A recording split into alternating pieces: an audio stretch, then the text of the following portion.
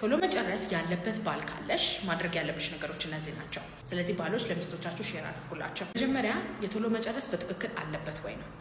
የመጀመሪያ ዙር ማንኛውም አይነት ወንድ ቶሎ ነው የሚጨርሰው። የመጀመሪያ ዙር ብዙ ሴቶች ሲጨርስ ስለሚያናድዳቸው ለሁለተኛ ዙር ዝግጁነትም ሆነ ምንም አይነት ሞራል አይኖራቸው። ሁለተኛ ዙር ግን ብታደርጉ ኖሮ ሊቆይልሽ ይችል ነበር። ግን ከመጀመሪያ ዙር በኋላ ሪያክት አደራረግሽ ሜቢ ሞራሉን ሊገል ምናምን የሚሆን ነገር አይነት ሪያክት ካደረግሽ ለሁለተኛ ዙር ዝግጁ አይሆንልሽም። ግን የመጀመሪያ ዙርን አልፈሽ ሁለተኛ ዙር ግንኙነትን እያደረግሽ አሁንም ቶሎ መጨረስ ካለበት አንደኛ የጭቅጭቅ መንስኤ መሆን የለበትም። አይኖ ትጎጃለሽ፣ ግን በትዳር ላይ ደግሞ ማለት ነው እንደዚህ አይነት ሳክሪፋይሶች እና እንደዚህ አይነት መሰጠቶች መኖር አለባቸው። ስለዚህ ምን ታደርጊያለሽ? ካልም በሆነ ሴትነትሽን ተጠቅመሽ በጣም ረጋ ባለ መንገድ እንዲታከም ወደ እኔ ትልኪዋለሽ እንጂ ጭቅጭቅ በፈጠርሽበት ቁጥር፣ ጭንቀት በፈጠርሽበት ቁጥር፣ በተለይ ደግሞ አልጋ ላይ ቶሎ ከጨረሰ በኋላ በስሜት ሆነሽ የማይሆን ንግግር ከተናገርሹ ስነ ልቦናውን ትጎጂዋለሽ። ስለዚህ በአካል ቀስ ብለን በቀላሉ ልናስተካክለው የምንችለው ቶሎ መጨረስ ስነ ልቦናዊ ሆኖ ይቀመጥብናል ማለት ነው። ስለዚህ ቶሎ መጨረስ ያለባቸው ወንዶች ይሄን ቪዲዮ ላኩላቸው ለሚስቶቻቸው። አሁን ሳታውቀው እያደረክ ያለው ነገር ብልትህን እያሳነሰብህ ሊሆን ስለሚችል በደንብ አድርጋ አዳምጠኝ። አንደኛ እንቅልፍ የማትተኙ ከሆነ በተለይ ደግሞ ከ6 ሰዓት እስከ 8 ሰዓት የተጣራ አይነት እንቅልፍ የማታገኙ ከሆነ ወደ ብልታችሁ ሌሊት ላይ የሚላከው ደም በጣም አነስተኛ ስለሚሆን ብልት አካባቢ ያሉት ጡንቻዎች ደም ባላገኙ ቁጥር እየሞቱና ጠባሳ እየሆኑ ነው የሚሄዱት። ስለዚህ ብልት እያነሰ ይመጣል። ሲጋራ የምታጨስ ከሆነና መጠጥ የምትጠጣ ከሆነ ብልት እያነሰ ይመጣል። ክብደት በጣም እየጨመርክ ከሆነ ብልት እያነሰ ይመጣል።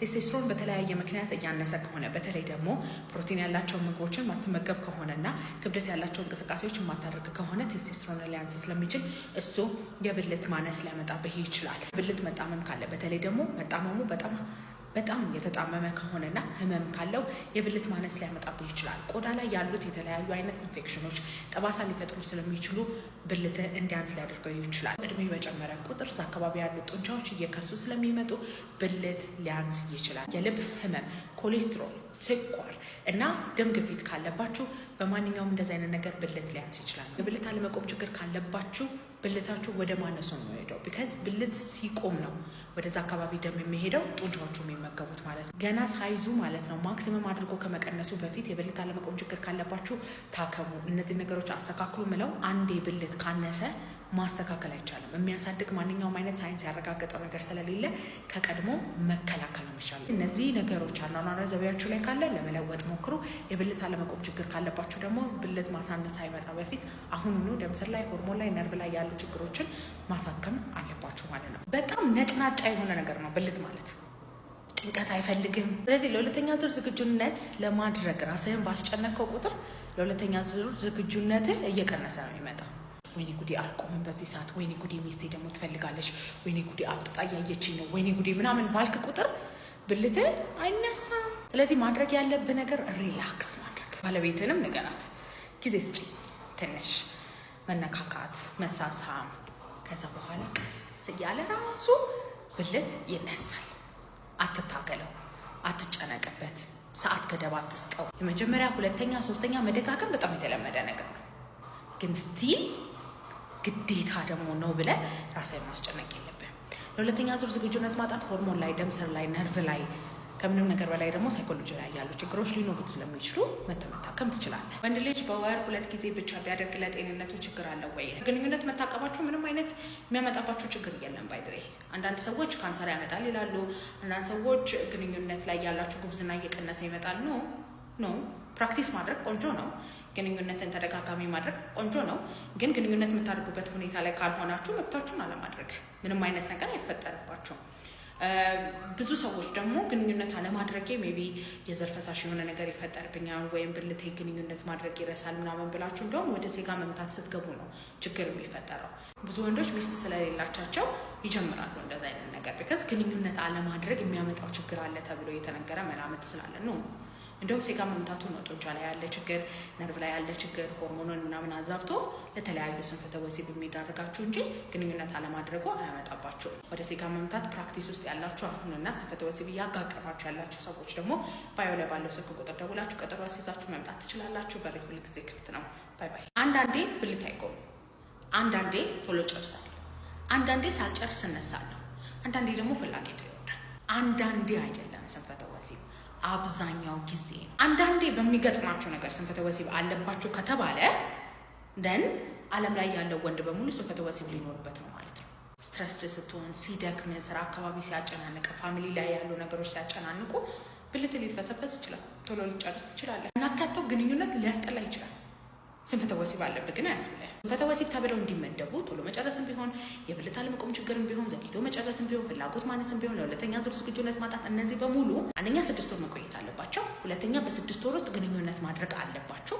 ከዛ ከነሱ ከምታደርጓቸው ግንኙነቶች 80% እና ከዛ በላይ አለብኝ የምትሉት ችግር መኖር አለበት። የዛኔ ሆርሞን ላይ፣ ነርቭ ላይ፣ ደም ስር ላይ፣ ጡንቻ ላይ ያሉ ችግሮች አሉ። መታችሁ መታከም ትችላላችሁ። ስንፈተ ወሲብ ሲባል እኮ ስለ 5 ነገር ነው የማወራው። አንድ ነገር ብቻ አይደለም።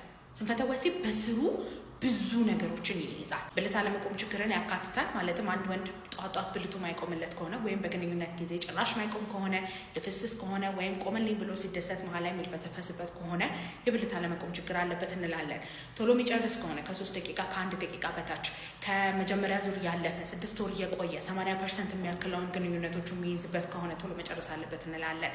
ዘግይቶ መጨረስ 6 ወር የቆየ 25 እና 30 ደቂቃ እና ከዛ በላይ የሚቆይ ከሆነ ዘግይቶ መጨረስ አለበት እንላለን።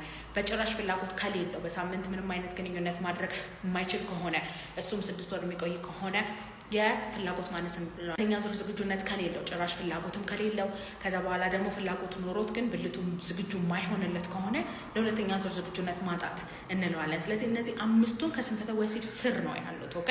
ስለዚህ ሆርሞን ላይ፣ ደም ስር ላይ፣ ነርቭ ላይ፣ ጡንቻ ላይ ያሉ ችግሮችን ለአግባብነቱ መርመራችሁ ሕክምና ልናስጀምራችሁ። ብልት አካባቢ የሚገኝ ፀጉር ተጽዕኖ ይሆናል ወይ? ብልት አካባቢ ማንኛውም አይነት ወንድ ፀጉር ይኖረዋል። በተለይ በቃ 18 20 ዓመት ምናምን ከሆነ በኋላ ብልት ላይ ፀጉር፣ ብብት ላይ፣ ፂም ላይ ምናምን ማደግ አለበት። ይሄ የወንድ የጉርምስና ምልክት ነው፣ የወንድነቱ ምልክት ነው። ስንፈተ ወሲብ አያመጣም። ሴት ልጅ ላይ ብልት ላይ ያለ ፀጉር ደግሞ ስንፈተ ወሲብ ያመጣል ወይ የሚባለው እንደ ፕሪፈረንስ ነው።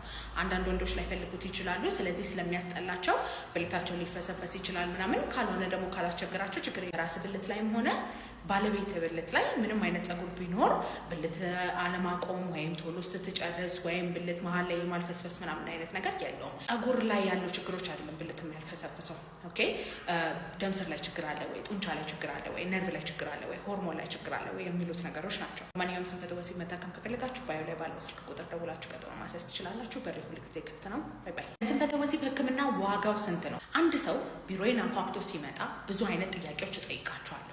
ከዛ በኋላ ከዛ ተነስቼ ካለባችሁ ችግር አንጻር፣ ችግሩ የቆየበት አንጻር፣ ከዚህ በፊት ምን አይነት ምርመራዎች ምን አይነት ህክምናዎች ወስዳችኋል ወይም አሁን እየወሰዳችሁ ነው ወይ፣ ስንት ጊዜ የቆየ ችግር ነው ያለው፣ ቶሎ መጨረስ ብቻውን ነው ወይስ የብልት አለመቆም ችግር ብቻውን ነው፣ አንድ ላይ ብዙ አይነት ስንፈተ ወሲቦች አሉባችሁ ወይ፣ እንቅልፍ ትተኛላችሁ ወይ፣ ሌሎች ምልክቶች አሉባችሁ ወይ፣ ከዛስ ኪሏችሁ እንዴት ነው፣ ደም ግፊት፣ ስኳር፣ ኮሌስትሮል አለባችሁ ወይ፣ ክትትል አላችሁ ወይ ተብሎ እንደ አግባብነቱ የሚታዘዝላችሁ ምርመራዎች ይለያያሉ። ምርመራ ውጤቶች በኋላ የሆርሞን ህክምና መርፌዎች ሊሆን ይችላል፣ የደም ስር ህክምናዎች፣ የነርቭ ህክምናዎች ሊሰጣችሁ ይችላል።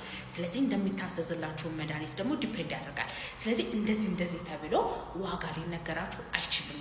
መታችሁ ሙሉ ምርመራ አድርጋችሁ የስንፈተ ወሲባችሁን መፍትሄ ማግኘት የምትፈልጉ ከሆነ ባዮ ላይ ባለው ስልክ ቁጥር ደውላችሁ ቀጠሮ ማስያዝ ትችላላችሁ። በሬ ሁል ጊዜ ክፍት ነው።